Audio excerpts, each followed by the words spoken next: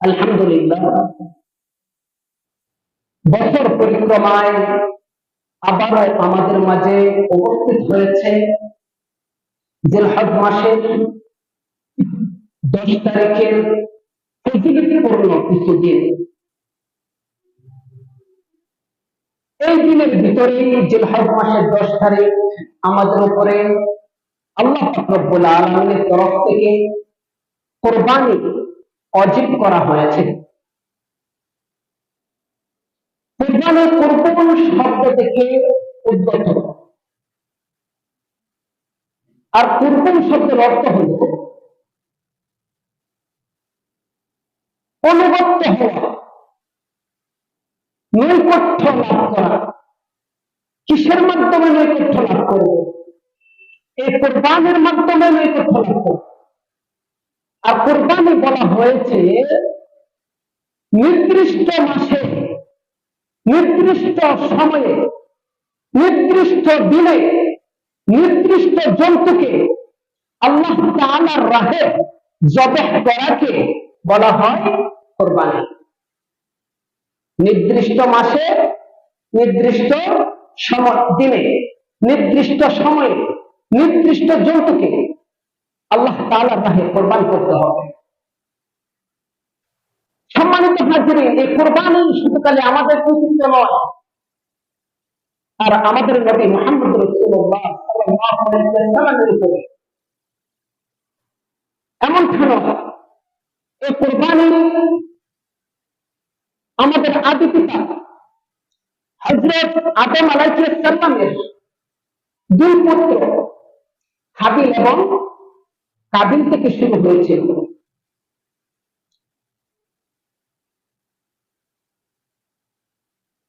বংশ বিস্তার করার জন্য, নতুন প্রজন্ম তৈরি করার জন্য, মানব জাতি বিস্তার করার জন্য একমাত্র মাধ্যম হল বিবাহ বন্ধনে আবদ্ধ হওয়া। তো আমাদের সমাজে কিংবা আমাদের ধর্মে এখন বর্তমানে নিয়ম হলো আপন ভাই বোন যারা হবে তারা বিবাহ বন্ধনে আবদ্ধ হওয়া যাবে না। আদম আলাইহিস সালামের যুগে যেহেতু ওনার সন্তান ব্যতীত আর কোন মানুষ পৃথিবীতে ছিল না, আমাদের পৃথিবীর শুরুলগ্নের প্রথম পুরুষ হলো আমাদের আদি পিতা আদম আলাইহিস সালাম। আর আদম আলাইহিস সালাম ব্যতীত আর কোন মানুষ ছিল না। আমাদের মা হাওয়া আলাইহিস সালাম, আদম আলাইহিস সালাম ব্যতীত আর কেউ ছিল না। সেহেতু তাদের ঘর থেকে যে সন্তান জন্মগ্রহণ করেছে তারা তো বিবাহ বন্ধনে আবদ্ধ হওয়া লাগবে। আল্লাহ তাআলা ওই সময় আদম আলাইহিস সালামের ধর্মে আইন করে দিয়েছিলেন, আর আমাদের মা হাওয়া আলাইহিস সালাম উনি সন্তান জন্ম দিতেন, যমজ সন্তান, অর্থাৎ দুটি করে সন্তান হতো, একটি ছেলে একটি মেয়ে, দুটি করে সন্তান উনি জন্ম দিতেন।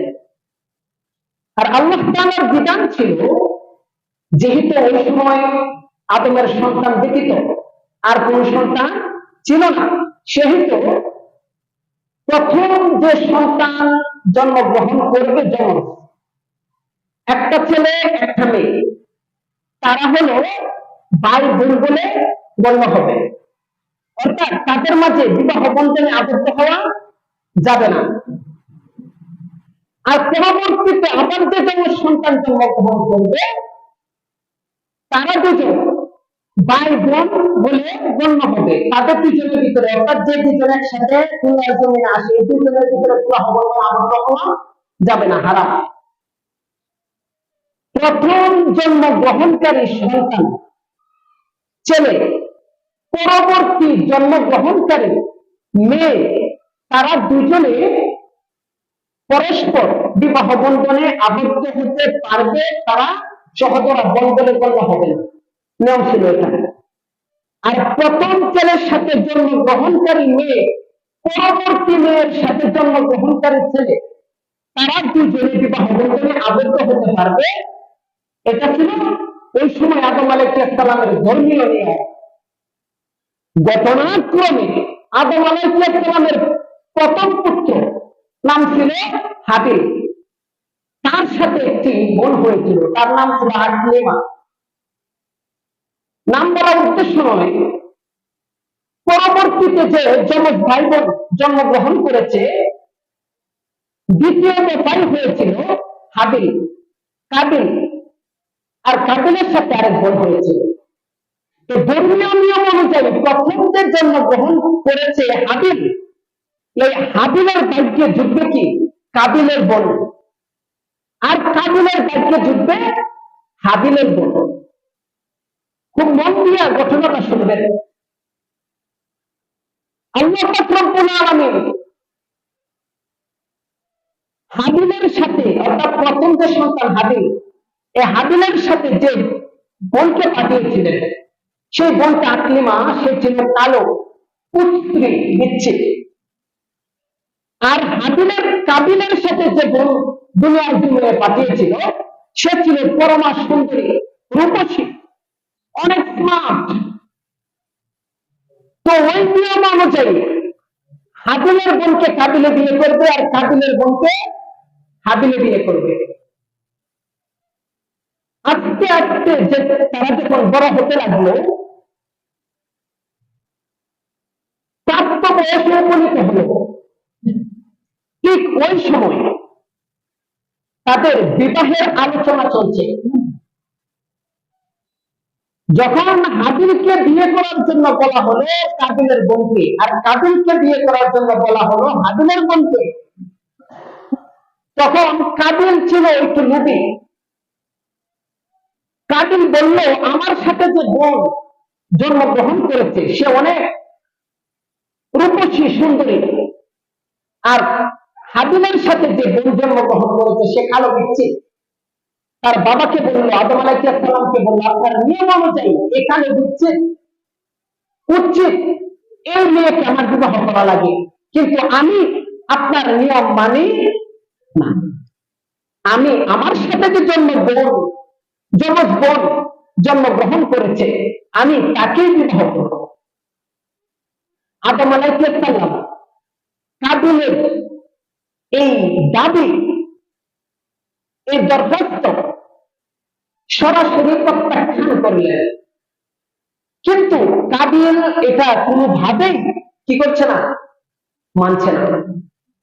আর এই পুরো ঘটনাটা আল্লাহ পাক রব্বুল আলামিন পবিত্র কুরআনুল কারীমে উল্লেখ করেছেন।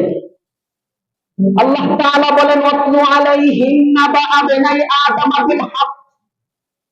আমাদের নবী মুহাম্মদ রাসূলুল্লাহ সাল্লাল্লাহু আলাইহি ওয়াসাল্লাম বলতেছেন, সাল্লাল্লাহু আলাইহি ওয়াসাল্লাম কি আল্লাহ তাআলা বলতেছেন, ওয়াতলু আলাইহিম নাবা আবনাই আদম বিল হক। ও আল্লাহর নবী, আল্লাহ তাআলা বলেন, ওগো নবী, আপনি আপনার আদি পিতা আদম আলাইহিস সালামের দুই পুত্রের ঘটনা সঠিকভাবে বর্ণনা করব, সত্য সত্য বর্ণনা করুন। এখানে বিল হক বলা হয়েছে। বিল হক মানে যথাযথভাবে, অর্থাৎ যেভাবে আছে ঠিক সেভাবে কি করেন, বর্ণনা করেন। বিন্দু পরিমাণ এদিক সেদিক করা যাবে না। দেখবেন আজকে আমাদের দেশে যখন যে দল ক্ষমতায় থাকে, সেই দলের স্বাধীনতার ইতিহাস বর্ণনা লেখা শুরু করে। তারা তাদের দলীয় ভাবে স্বাধীনতার ইতিহাস লিখে জাতির সম্মুখে উপস্থাপন করে। আবার এই দল যখন ক্ষমতা থেকে চলে যায়, পরবর্তী দল যখন আবার ক্ষমতায় আসে, তখন তারা বলে যে পূর্বে যে সরকার ছিল, এই সরকারের যে স্বাধীনতার ইতিহাস লিখেছিল তা সম্পূর্ণ বিকৃত, আমরা এই জাতিকে সঠিক ইতিহাস জানাবো। অর্থাৎ পূর্বে যে সরকার ছিল তার স্বাধীনতার ইতিহাস লেখাকে সম্পূর্ণ মুছে ফেলে তারা আবার নতুন করে ইতিহাস তৈরি করে এভাবেই ক্ষমতার পথ পরিবর্তন হওয়ার সাথে সাথে ইতিহাসও পরিবর্তন হওয়া শুরু করে। এর দ্বারা জাতি বিব্রত হয় আর আমাদের নতুন প্রজন্ম সঠিক ইতিহাস থেকে বঞ্চিত হয়। এই জন্য জাতিকে সঠিক ইতিহাস যেটা সেটা দেওয়ার জন্য আল্লাহ রাব্বুল হক ব্যবহার করেছেন। ও নবী, আপনি যদি সঠিকভাবে আদমের দুই পুত্র হাবিল কাবিলের ইতিহাসগুলো বর্ণনা করতে ব্যর্থ হন, তাহলে আপনার নতুন প্রজন্ম সঠিক ইতিহাস থেকে বঞ্চিত হবে। সুতরাং আপনি বিন্দু পরিমাণে বিক্ষেপ করবেন না, সঠিক ইতিহাসে আপনি রচনা করবেন। আর সঠিক ইতিহাস রচনা করা শুরু করলো। উম্মতকে আল্লাহ হাবিব জানিয়ে দিল, আসমান থেকে ওহী আসতেছে আর উম্মতকে জানা হচ্ছে।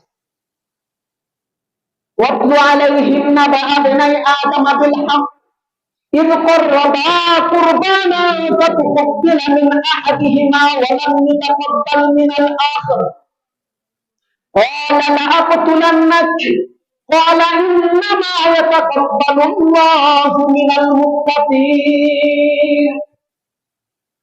হযরত আদম আলাইহিস সালাম যখন দেখলেন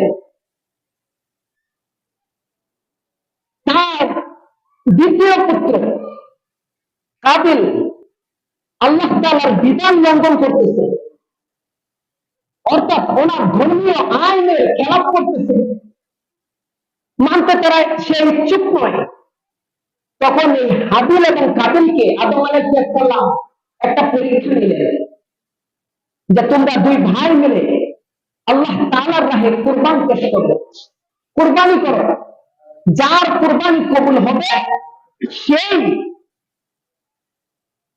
আকলিমাকে বিয়ে করতে হবে না, সে হাবিলের সুন্দরী মেয়েটাকে বিবাহ করবে। যাই হোক, ঘটনাক্রমে কাবিল সে গরু, ছাগল, ভেড়া, দুম্বা ইত্যাদি পালত, আর হাবিল গরিব মানুষ ছিলেন, অর্থাৎ কৃষক, কৃষিকাজ করতেন। তাই কাবিল অনেক দামি বস্তু, ভেড়া, দুম্বা, পশু, দামি দামি জন্তু একটা পাহাড়ের উপরে যায় রাখলেন, আর হাবিল কিছু শস্য গম পাহাড়ের উপরে অপর পাশে রাখলেন। তখন কোরবানি কবুল হওয়ার একটা সিস্টেম ছিল, এটা বোঝা যাইত। কেমন বোঝা যাইত? আসমান থেকে অগ্নিশিখা এসে যার কোরবানির পণ্য, যার কোরবানির বস্তু জন্তু হালাল ছিল, সে কোরবানিটাকে পুরো সাক্ষাৎ করে দিত। আর যার কোরবানি কবুল করতেন আল্লাহ তাআলা তার কোরবানি এভাবে আলাদা রাখতেন। তো হঠাৎ করে আসমান থেকে অগ্নিশিখা এসে হাবিলের কোরবানিটাকে, হাবিলের এই মালকে জ্বালিয়ে ছারখার করে আবার আগুনটা আসমানে চলে গেল, আর কাবিলের মালগুলা যেভাবে ছিল ঠিক সেভাবে রয়ে গেল। তো পরীক্ষা দেওয়ার পরে আল্লাহ তাআলা বিধান তো একটা আছে, এরপরে আবার পরীক্ষা দিলেন। পরীক্ষার মধ্যে উত্তীর্ণ হলো কি? হাবিল। উত্তীর্ণ হওয়ার পরে আদম আলাইহিস সালাম ঘোষণা করে দিলেন যে কাবিলের বোনকে হাবিলই বিবাহ করবে, আর হাবিলের কালো বোনকে কাবিলেরই বিবাহ করতে হবে। এই আইনের কথা শুনে কাবিল আরো রাগান্বিত হয়ে গেল, এমন ভাবে রাগান্বিত হল সে প্রকাশ্যে হাবিলকে বলে দিল, আমি তোমাকে যে কোনো সময় হত্যা করে দেব, প্রকাশ্যে বলে দিল। তো ঘটনাক্রমে হযরত আদম আলাইহিস সালাম কোন জায়গায় সফরে গিয়েছিলেন, আর এই পাকে যখন কাবিল বলে দিল আমি তোমাকে হত্যা করবো, খুন করবো, তখন হাবিল তো মার্জিত ভাষায়, আল্লাহওয়ালা মানুষ, নেককার মানুষ, আল্লাহ ভীরু মানুষ, সে মার্জিত ভাষায় উত্তর দিলেন,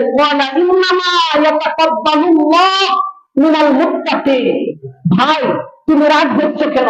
ও ভাই তুমি গুসা হচ্ছ কেন? ও ভাই তুমি চিন্তা করতেছো কেন? তুমি কি জানো না? আল্লাহ তাআলা ধর্মবিরোধীদের কুরবানি পছন্দ করেন। আল্লাহ তাআলা যারা ধর্মবিরোধী, আল্লাহ তাআলাকে ভয় করে, একমাত্র তাদের কুরবানি আল্লাহ তাআলা কবুল করে থাকেন। এ কথা বলে চলে এলো এবং কোনোভাবেই যখন কাবিলকে সংবরণ করতে পারলো না, তখন হাবিল কিছু নসিহত করলেন কাবিলকে। লাইন বাসাত্তা ইলাইয়া ইয়াদাকা লিতাকতুলানি মা আনা বিবাসিতি ইয়াদিয়া ইলাইকা লিআকতুলাক ইন্নী আখাফুল্লাহ রাব্বাল আলামিন। যদি তুমি আমাকে হত্যা করতে আমার দিকে হাত বাড়াও, তবে আমি তোমাকে হত্যা করতে তোমার দিকে হাত বাড়াবো না। ইন্নী আখাফুল্লাহ রাব্বাল আলামিন, আমি বিশ্ব জগতের মালিক আল্লাহকে ভয় করি। ইন্নী উরিদু আন তাবুআ বিইসমি ওয়া ইসমিকা ফাতাকুনা মিন আসহাবিন নার ওয়া যালিকা জাযাউয যালিমিন। আমি চাই আমার সমস্ত পাপ তোমার গাড়ে তুমি বহন করো এবং তোমার যত পাপ রয়েছে সমস্ত পাপ তোমার গাড়ে অর্পিত হবে। আর এটাই হলো জালিমদের কর্মফল। অবশেষে আস্তে আস্তে সে এই হাবিলকে খুন করেই ফেলল। খুন করার পরে সে ভাবতেছে এখন আমি কি করব, কারণ বাবা যে কোনো সময় আয়সা দেখে ফেলবে। তখন তো এর আগে আর কোন খুন দুনিয়ার জমিনে হয় নাই, এটাই প্রথম খুন। খুন বলে কি করতে হয়, গুণ কেমনে করতে হয় এটা তো তারা জানে না। তখন একটা কাক আসলো, আয়সা মাটি খনন করতেছে। এরা আরেকটা কাককে মায়েরা, একটা কাক আরেকটা কাককে মাটির ভিতরে পুঁতে দিচ্ছে। এই দিক দিয়া এই কাবিল বলে ক্বালা ইয়া ওয়াইলাকা আ'জাজতু আন আকুনা মিসলা হাযাল গুরাবি ফাউওয়ারি সাওআতা আখি। অর্থাৎ সে বলতে লাগলো হায় আফসোস, আমার এত মেধা, আমার মেধা তো এই কাকের চেয়ে আরো জঘন্য। অর্থাৎ একটা কাক আরেকটা কাককে খুন করে সে মাটির ভিতরে গুম করতেছে। আর আমরা তো আমি তো এই কাকের সমতুল্য হতে পারলাম না, আমি তাকে হত্যা করে মাটির ভিতরে গুম করার মতো বুদ্ধি আমার নাই। এই বুদ্ধিটা আমার কাকের কাছ থেকে শিখতে হবে। এরপর মাটি খনন করে হাবিলকে এই মাটির ভিতরে পুঁতে দিল। এই হলো হাবিল কাবিলের কোরবানি। ওইখান থেকে শুরু হয়েছে কোরবানি, এটা নতুন বিষয় নয়। সম্মানিত হাজিরিন, এরপর আমরা যে কোরবানি করি, আমাদের কোরবানিটা কিন্তু হাবিল কাবিলের অনুসরণে কোরবানি করে না। আমাদের কোরবানিটা হযরত ইব্রাহিম আলাইহিস সালামের কোরবানি থেকে এসেছে। ওনার নিয়ম অনুযায়ী আমরা কোরবানি করি, ওনার সুন্নাহ মোতাবেক আমরা কোরবানি করি। হযরত ইব্রাহিম আলাইহিস সালাম সম্পর্কে আমরা সকলেই জানি, ঘটনাও সকলে ইতিমধ্যে শুনেছি। হযরত ইব্রাহিম আলাইহিস সালাম যখন তার বয়স হয়েছিল ৮৬ বছর, কত বছর? ৮৬ বছর। তখন একদিন তিনি আল্লাহ তাআলার দরবারে দোয়া করলেন যে আল্লাহ রব্বি হাবিলি মিনাস সালিহিন, আমাকে একটা নেক সন্তান দান করো। তখন আল্লাহ তাআলা ওনার দোয়া কবুল করলেন। কবুল করে আল্লাহ তাআলা ঘোষণা করে দিলেন ফাবাশশারনাহু বিগুলামিন হালিম, যে আমি তোমাকে নেক সহনশীল একটি সন্তান দান করলাম।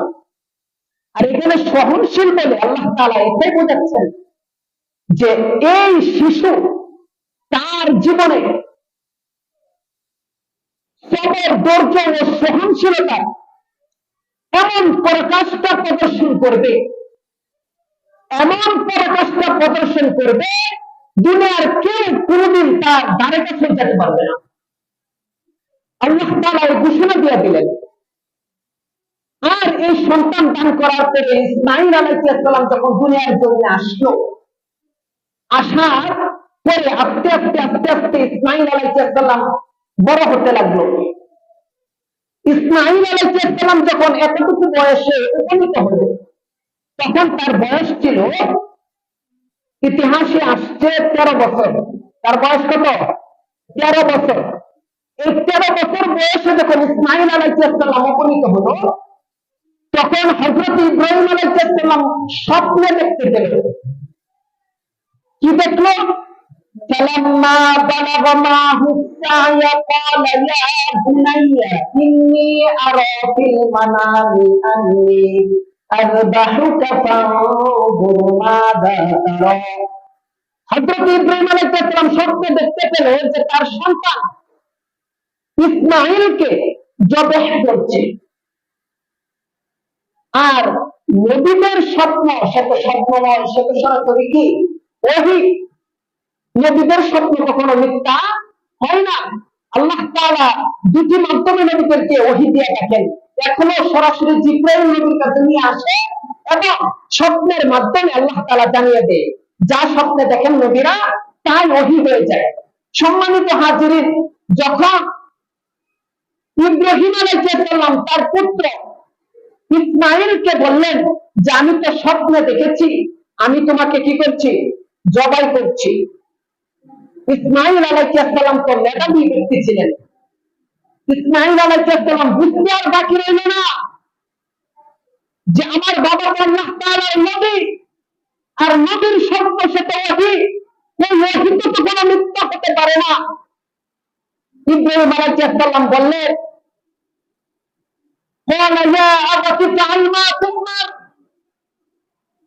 আমি স্বপ্নে দেখেছি তোমাকে জবাহ করছি।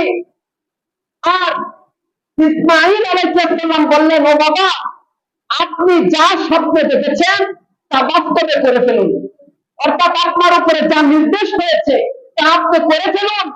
সাতাজিদুনি ইনশাআল্লাহু মিনাস সাবিরিন, আপনি আমাকে সবরকারীদের মধ্যে পাবেন। এখন কথা হলো, আল্লাহ তাআলা তো পূর্বেই বলে দিয়েছেন যে শিশু বাচ্চাটি সবর, ধৈর্য এবং সহনশীলতা এমন পরাকাষ্ঠা দেখাবে যে পরাকাষ্ঠা দুনিয়ার কেউ কোনদিন দেখাতে পারবে না। এরপরেও উনি তো সর্বোচ্চ সবরকারী। এরপরে উনি কেন বললেন সাতাজিদুনি ইনশাআল্লাহু মিনাস সাবিরিন? উনি কথা বলতে পারতেন যে আপনি আমাকে সবরকারী হিসাবে পাবেন, এ কথা না বলে উনি কেন এভাবে বললেন যে আপনি আমাকে সবরকারীদের মধ্যে পাবেন? এ কথা বলে উনি এটাই বুঝিয়েছেন যে দুনিয়াতে আমার মতো এমন সবরকারী বহু মানুষ রয়েছে, অর্থাৎ তাদের মধ্যে আমি ইসমাঈল কি একজন। সম্মানিত হাজিরিন, সময় যাচ্ছে, আর এই দিক দিয়ে হযরত ইব্রাহিম আলাইহিস সালাম তার পুত্র ইসমাঈল আলাইহিস সালামকে জবাহ করার জন্য নিয়ে যাচ্ছে মাঠে।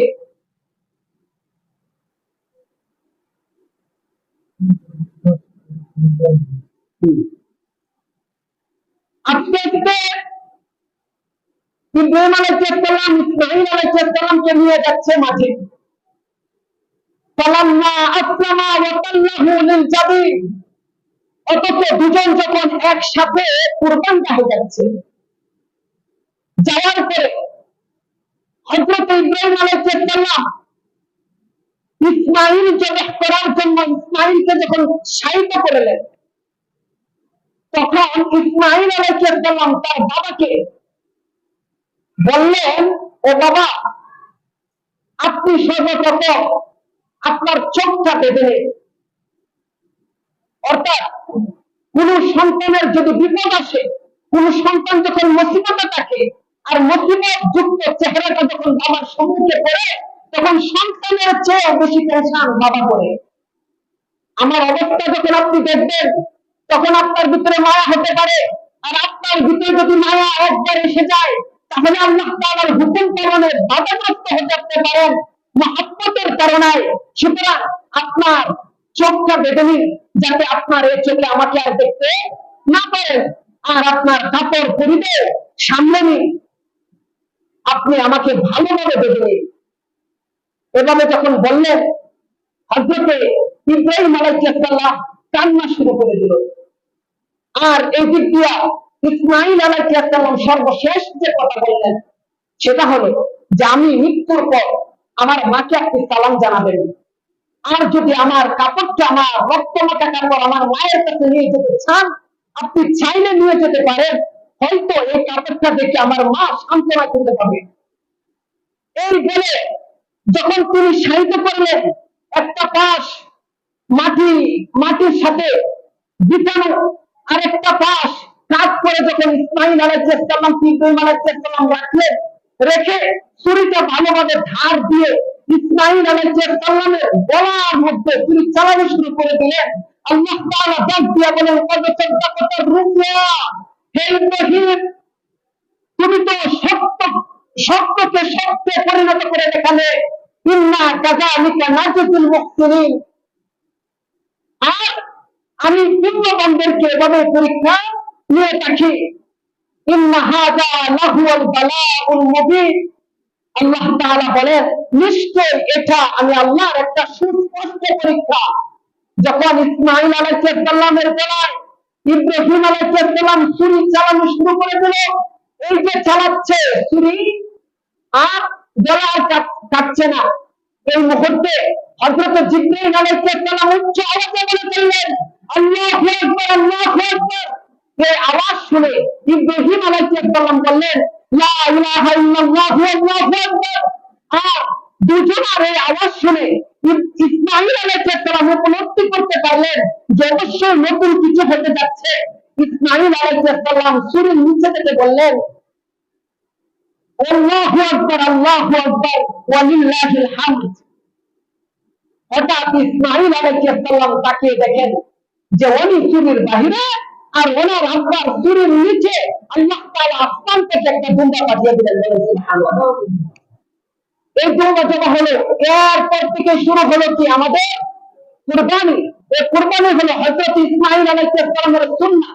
এখন এই কুরবানি কয় প্রকার? এই কুরবানি হলো 4 প্রকার। কুরবানি কয় প্রকার? সবাই জানবেন কুরবানি 4 প্রকার।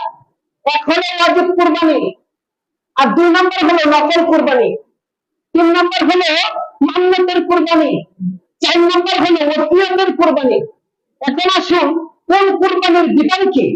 ওয়াজিব কুরবানি যেটা সেটা মালের উপরে ওয়াজিব হয়, আর নফল কুরবানি যেটা সেটা নিয়তের উপরে ওয়াজিব হয়।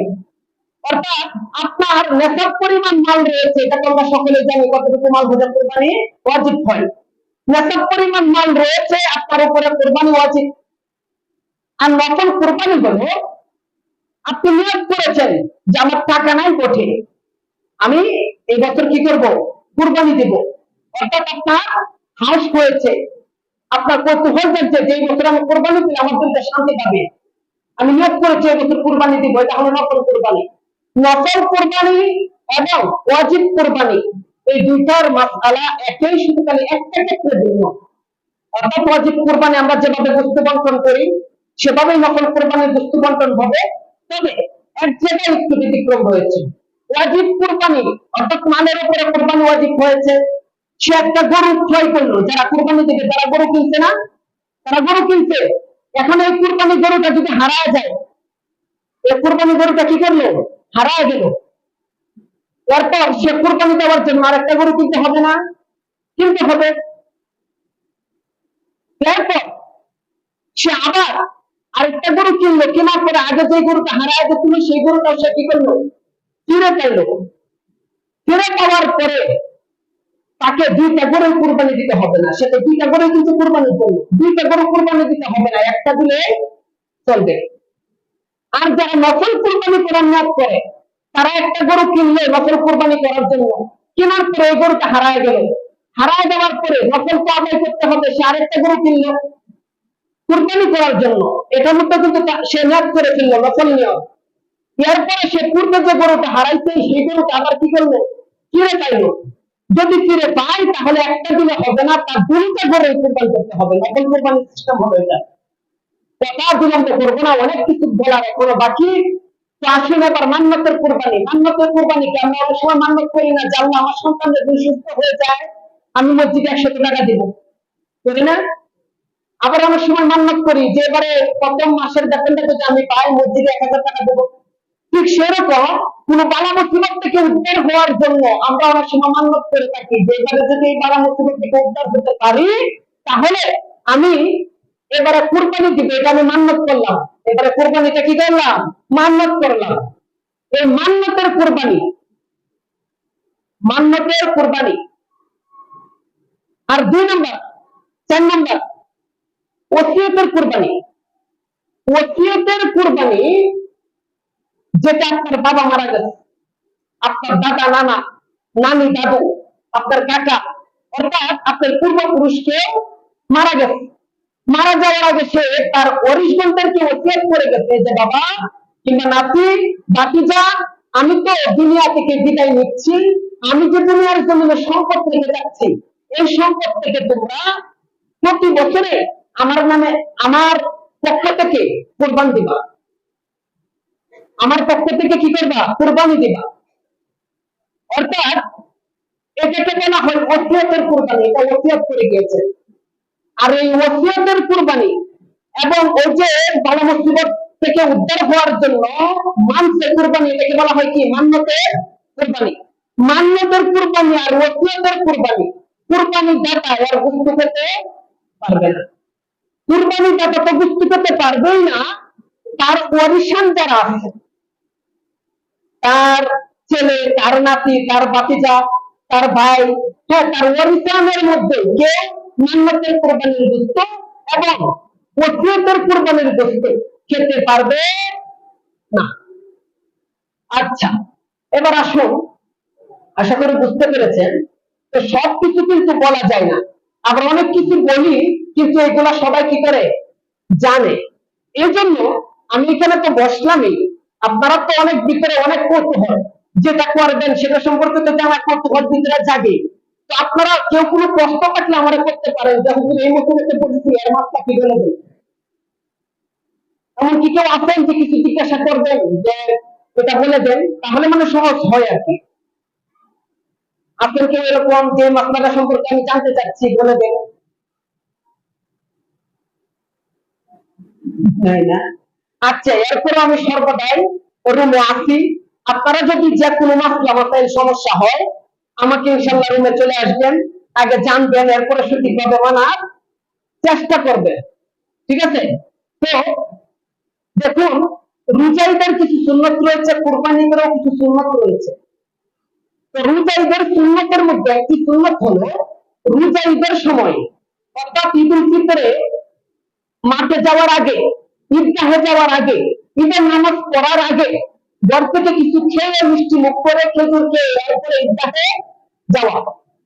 আর কুরবানি ঈদের অনেকগুলো সুন্নতের মধ্যে একটা সুন্নত হলো যে কুরবানি ঈদের দিন অর্থাৎ ঈদুল আজহার দিন কোনো কিছু না খেয়ে ঈদগাহে যাওয়া। আর নামাজ পড়ার পরে আইসাও কোনো কিছু না খাওয়া।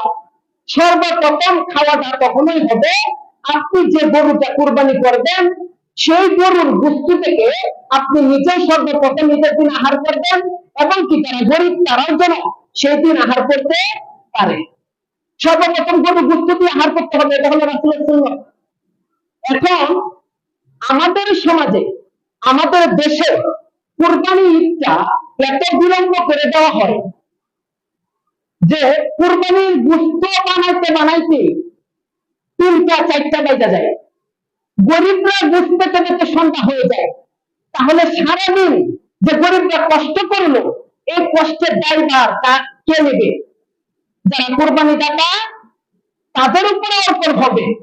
সুতরাং সুন্নত হলো খুব তাড়াতাড়ি ঈদের নামাজ আদায় করা, বিশেষ করে কুরবানি যে ফজরের রাসূলুল্লাহ সাল্লাল্লাহু আলাইহি ওয়াসাল্লাম ফজরের সময় একবারে সাহাবায়ে কেরাম তৈরি হয়ে চলে আসতেন। হ্যাঁ, ফজরের নামাজ পড়ে বসতেন, সূর্য ওঠা, হ্যাঁ, যে নিষিদ্ধ সময় রয়েছে সূর্য ওঠার পরে নিষিদ্ধ সময়টা অতিবাহিত হওয়ার পরে ঈদের নামাজ আদায় করে নিতেন।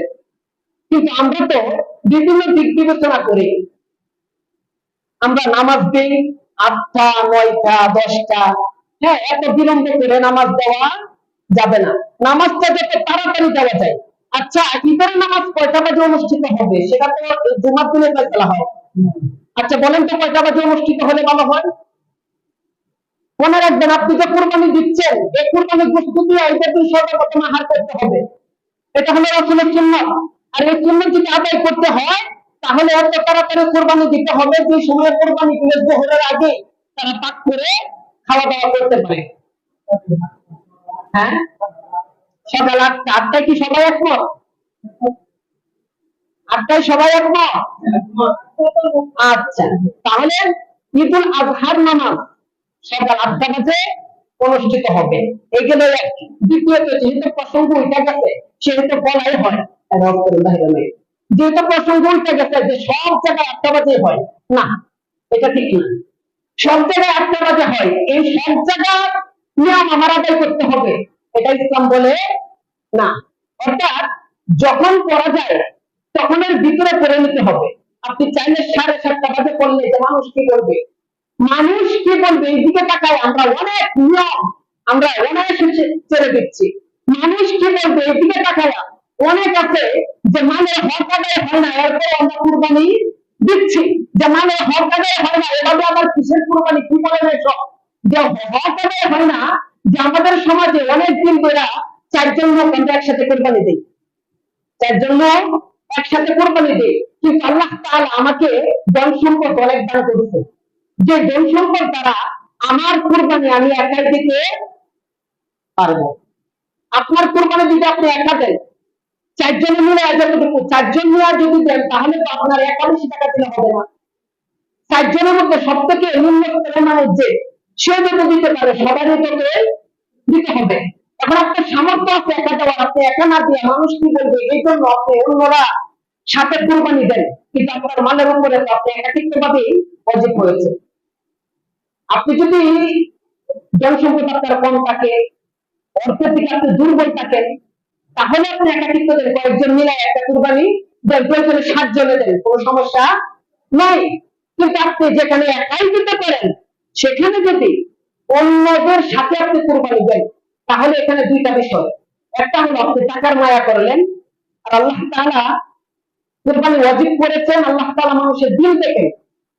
ইব্রাহিম আলাইহিস সালাম যে ইসমাঈল জবাই করার জন্য পাঠিয়েছেন, এটা তো আল্লাহ তাআলা ইসমাঈল তো জবাই হয় নাই, হয়েছে হয়েছে না, কিন্তু আল্লাহ তাআলা কি করছে ইসমাঈল এবং ইব্রাহিম আলাইহিস সালামের দিল পরীক্ষা করছে, অন্তর পরীক্ষা করছে, এবং তারা কি পরীক্ষায় উত্তীর্ণ হয়েছে। আপনি যদি আপনার মানের প্রতি বেশি ভালোবাসা থাকে, যতটুকু আপনার প্রাপ্য কুরবানি দেওয়া এতটুকু যদি আপনি কুরবানি না দেন তাহলে তো আপনার মানের প্রতি আপনার ভালোবাসা বেশি প্রদর্শন করলেন। আর বেশি যদি দেখাতে চান তাহলে আল্লাহ তাআলার হুকুমের প্রতি মায়াটা কম করলেন। আর একাকিত্ব ভাবে না দেওয়াতে সকলের সাথে দেওয়াতে আপনার কাছে যে গরিবের হকটা রয়েছে সেই হক থেকে গরিবটা কি হলো, বঞ্চিত হলো। সুতরাং কে কি বলবে এটা দেখার বিষয় নয়, ইসলাম কি বলে সেটা দেখার বিষয়। আর সেটাই যদি দেখতে হয় তাহলে আপনার যদি সামর্থ্য থাকে একা দেওয়া তাহলে আপনার একাই কোরবানি দিতে হবে। আর যদি কেউ একা দিয়ে দেয়, বাকিরা যদি তাকে নিয়ে গালাগালাজ করেন কিংবা বাকিরা যদি তাকে নিয়ে সমালোচনা করেন, এটাও আপনার কি হবে, গুনাহ হবে। তো এটা সকলেই এবারে তো সময় গেছে, যারা সময় আছে তারাও বিবেচনা করার চেষ্টা করবেন, যারা সময় আছে তারাও বিবেচনা করার চেষ্টা করবেন। তো ঈদের দিন আমরা যে আমলগুলো করব, ঈদের দিন যে আমরা সুন্নতের আমলগুলো করব সেটা হলো খুব তাড়াতাড়ি ঘুম থেকে উঠতে হবে, খুব তাড়াতাড়ি। এখন খুব তাড়াতাড়ি ঘুম থেকে উঠা বলতে ফজরের পরে ঘরে ঘুম করতে বললাম, এটা কিন্তু খুব তাড়াতাড়ি না। ভোরবেলা ঘুম থেকে ওঠা অর্থাৎ ফজরের আগে ঘুম থেকে জাগ্রত হওয়া। ফজরের নামাজ যারা পড়তে পারে না তারাই মুনাফিক। ফজরের নামাজ যারা পড়তে পারে না তারাই কি মুনাফিকের হাজারো আলামতের মধ্যে এটা একটা আলামত, যারা ফজরের নামাজ জামাতে পড়তে পারে না। এই জন্য মুনাফিক কেউ হবেন না, মুনাফিক কেউ হবেন না। ফজরের নামাজের আগেই ঘুম থেকে উঠবেন, উঠে সর্বপ্রথম অজুস্থানটা সেরে মিসওয়াক করবেন, মিসওয়াক করার পরে গোসল করবেন, গোসল করার পরে ভালো পরিষ্কার পরিচ্ছন্ন, এখানে নতুন কাপড় পরতে হবে এমন কোনো কথা নয়, পরিষ্কার পরিচ্ছন্ন কাপড় পরিধান করবেন। এমনকি এই কাপড়ে কিছু সুগন্ধি মাখবেন, খুশবু মাখবেন, আতর মাখবেন, মেখে সবার আগে ঈদগাহে যাওয়ার চেষ্টা করবেন, সবার আগে ঈদগাহে যাওয়ার চেষ্টা করবেন। অর্থাৎ যেখানে আপনি ঈদের নামাজ পড়বেন সে স্থানটিতে সবার আগে যাওয়ার চেষ্টা করবেন। আর এক রাস্তা দিয়ে ঈদগাহে যাবেন, অন্য রাস্তা দিয়ে ঈদগাহ থেকে বাড়িতে আসবেন। এটার উদ্দেশ্য হলো রাসূল এক রাস্তা দিয়ে যাইতেন, অন্য রাস্তা দিয়ে আসতেন। অর্থাৎ যাওয়ার সময় যে রাস্তা দিয়ে আমি আসলাম সে রাস্তা দিয়ে একবারে মানুষ আসছে, আর আসার সময় যদি অন্য রাস্তা দিয়ে যায় তাহলে ওই রাস্তার দিকে যারা বাড়ি তারা ওই রাস্তা দিয়ে এসে যাবে। তাহলে আসার সময় এক শ্রেণীর লোকের সাথে দেখা হইলো, যাওয়ার সময় আরেক শ্রেণীর লোকের সাথে দেখা হইলো, সবার সাথে সাক্ষাৎ হলো, হাসি মুখে কথা হলো, সালাম বিনিময় হলো এবং দুটোর সাথে দুধ মিলালাম। এর দ্বারা কি হলো? আমাদের সব বেশি হলো। এমনকি যখন আসবেন তখন উচ্চ সুরে বলবেন আল্লাহু আকবার, আল্লাহু আকবার, লা ইলাহা ইল্লাল্লাহু, আল্লাহু আকবার, আল্লাহু আকবার, ওয়া লিল্লাহিল হামদ। এবং ঈদের নামাজ থেকে যাওয়ার পরে যাইতে থাকবেন আর পড়তে থাকবেন আল্লাহু আকবার, আল্লাহু আকবার, লা ইলাহা ইল্লাল্লাহু, আল্লাহু আকবার, আল্লাহু আকবার, ওয়া লিল্লাহিল হামদ। এই তাহমিদগুলো তাসবিহগুলো পড়তে পড়তে আসবেন, পড়তে পড়তে বাড়িতে যাবেন। এরপর বাড়িতে যাওয়ার সাথে সাথে খুব তাড়াতাড়ি আপনারা কুরবানি করে ফেলবেন। কুরবানি গাহে যাওয়ার পরে, কুরবানি করার পরে খুব তাড়াতাড়ি দ্রুত বস্তু বন্টন করার চেষ্টা করবেন, গরিবদের মাঝে পৌঁছে দেওয়ার চেষ্টা করবেন। হ্যাঁ, পৌঁছে দেওয়ার পরে তারা যেন এই বস্তুটা দিয়ে সর্বপ্রথম আহার করতে পারে, এটা সুন্নাত। এখন আসুন, আমাদের সমাজে দেখা যায় একজন গরু জবাই করে, আলহামদুলিল্লাহ ভালো। আর কিছু মানুষ কি করে? গরু ছিলে, অর্থাৎ যে কোরবানি করলো সে টাকা মানুষ কিংবা তারা ফেলতে পারে না, এই জন্য নতুন করে ভাড়া করে লোক আনলো কোরবানি তোলার জন্য।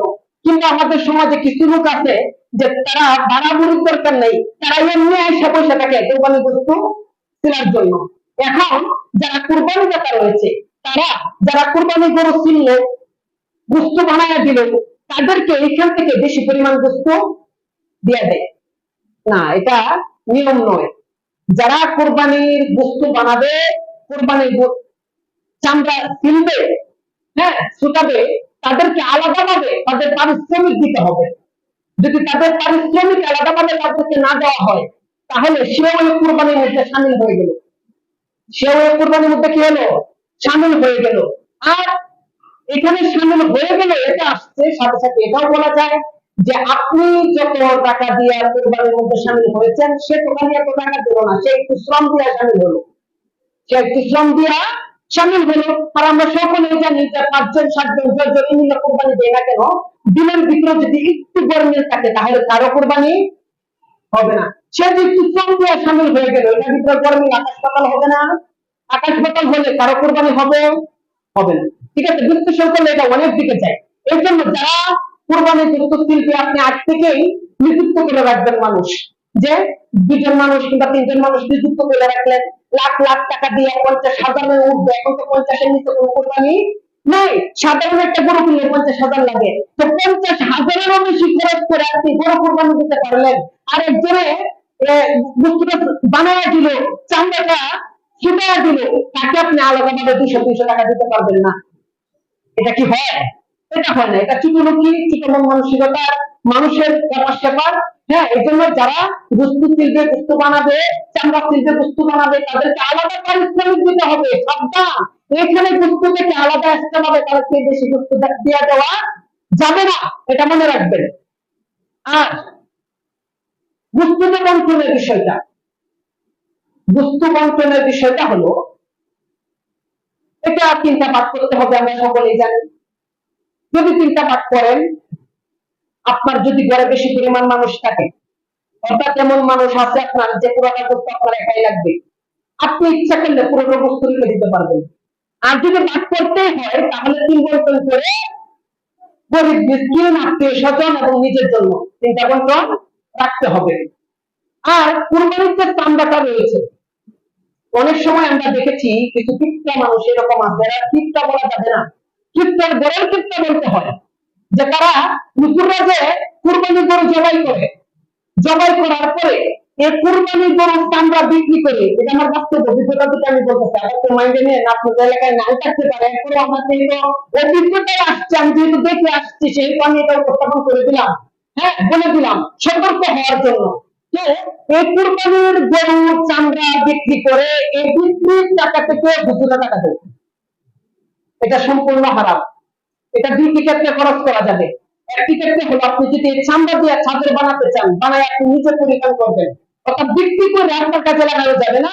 আপনি সম্পূর্ণ চামড়াটাই আপনি নিজে পরিধান করার জন্য রাখতে চান, তাহলে সম্পূর্ণ চামড়া আপনি রেখে দিবেন, কোনো গুনাহ হবে না। আর যদি এটাকে বিক্রি করতেই হয় তাহলে এটাকে গরিব মিসকিনদের কাছে দিয়ে দিতে হবে। আর চামড়া বিক্রির টাকা এটা মসজিদে দেওয়া যাবে না, এটা মাদ্রাসায় দেওয়া যাবে না।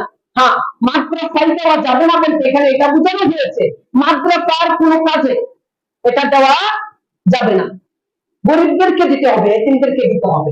এখন এতিম দুই প্রকার, গরিব দুই প্রকার। কিছু ব্যক্তি দেখবেন যে বাইরে বাইরে আইসা পুরো কোরবানির চামড়া টাকার জন্য তালাশ করে দেখবেন তার বাড়িতে কয়েক লাখ টাকার মালিক তার বিছানা ফেলে এমনিই থাকে।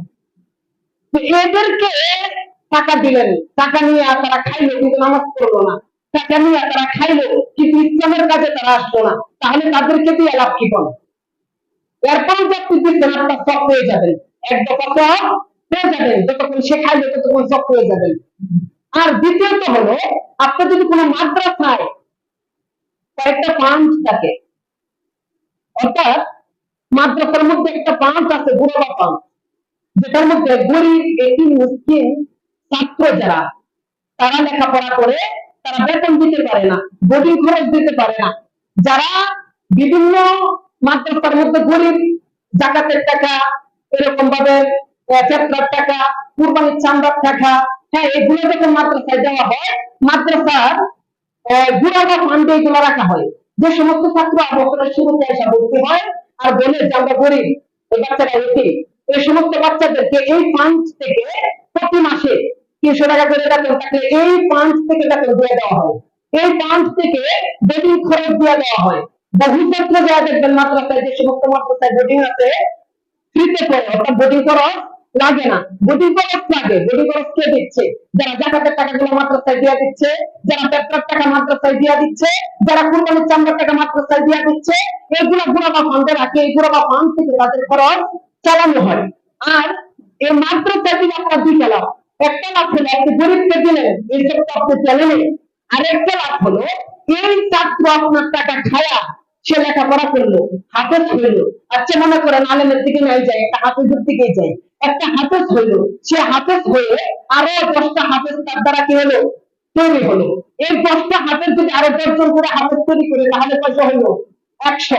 এই 100 যদি আরো 10 জন করে তৈরি করে তাহলে কত হইলো? 1000।